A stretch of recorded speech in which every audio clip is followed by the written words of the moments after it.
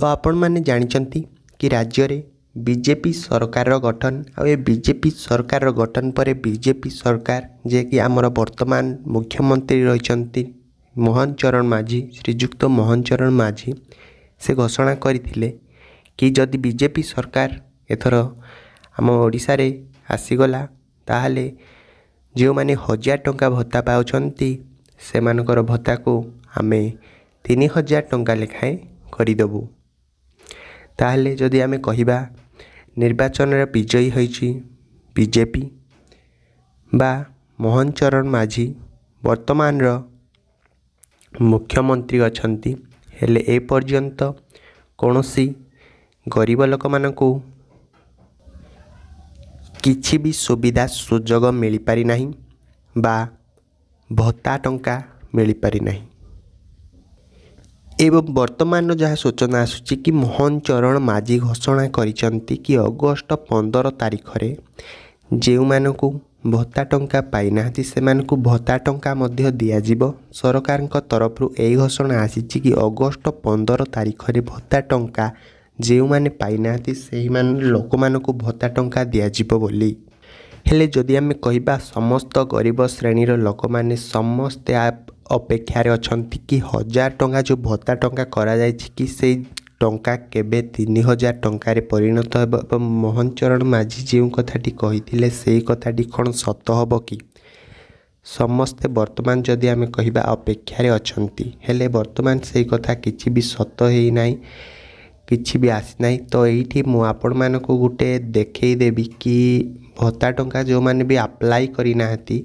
भत्ता केमिति पाइबे जो माने किछि भी जानी पारनाती कि भत्तार एई जो एई रहिछि ए होछि फॉर्म हला भत्ता जो आवेदन करिवे आपण माने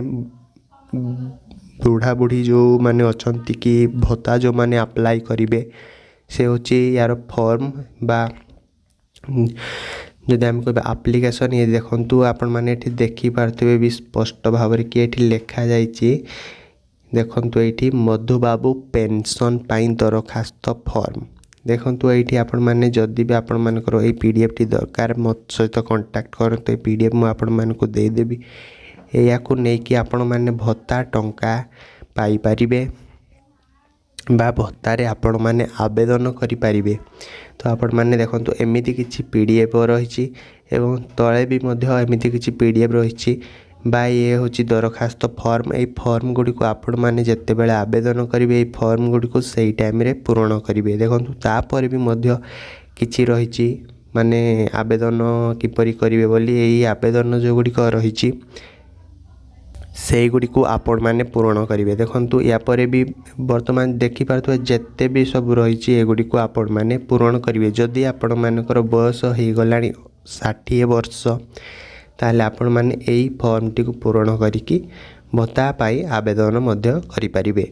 तो ये आपण मैंने किसी देखिपारे एमती किसी अच्छी भत्ता पाई सैंक्शन फॉर्मेट गुड़िक सब रही सब कथा छाड़ जदि आपण मैंने भत्ता पाई जो मैंने आवेदन करछंती ये होची तार दरखास्त फॉर्म एठी गोटे आपण देखि पारथुवे एई जगह रे आपण मैंने जदि पासपोर्ट अच्छी आपण मैंने पासपोर्ट मध्य दे पारिबे हैला आउ ए सब रही फॉर्म जे कि जहाँ भी रही एडे आपण मैंने पढ़ी पारिबे एवं पढ़ी कि आपण मैंने भत्ता को आवेदन करि पारिबे एमिति किछि रहिथिला। भत्ता पाई आपण माने जदि आवेदन करने को चाहते एमिति किछि फॉर्म रही फॉर्म साहाय्य आपण माने भत्ता पाई भी मध्य आवेदन करि पारिबे।